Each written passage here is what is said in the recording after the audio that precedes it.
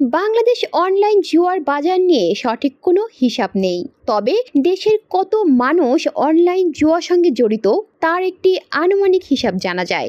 গত বছরের 24 জুন পর্যন্ত দেশের প্রায় 50 লাখ মানুষ অনলাইন জুয়ার সঙ্গে জড়িত। আর এইসব অনলাইন জুয়ার প্রচারণা করছেন দেশের জনপ্রিয় মডেল, অভিনেত্রী ও তারকা ক্রিকেটাররা।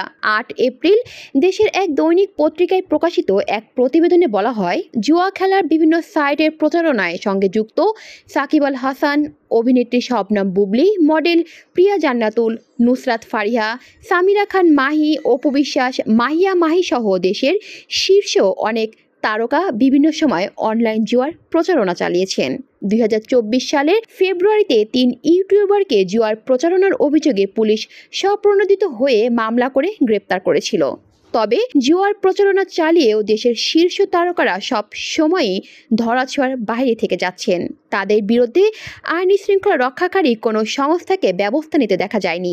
বিষয়টি নিয়ে ডাক, টেলিযোগাযোগ ও তথ্য প্রযুক্তি মন্ত্রণালয়ের দায়িত্বপ্রাপ্ত প্রধান উপদেষ্টার বিশেষ সহকারী ফাইজ আহমেদ গণমাধ্যমকে বলেন, প্রস্তাবিত সাইবার সুরক্ষা অধ্যাদেশে সাইবার স্পেসে জুয়াকে অপরাধ হিসেবে গণ্য করা হয়েছে। চলতি সপ্তাহে যদি অধ্যাদেশটি উপদেষ্টা পরিষদের অনুমোদন পায়, তাহলে এই অপরাধের সাথে জড়িত ব্যক্তিদের আইনে আওতা আনা হবে। কলি শিকদার, বাংলা নিউজ নেটওয়ার্ক।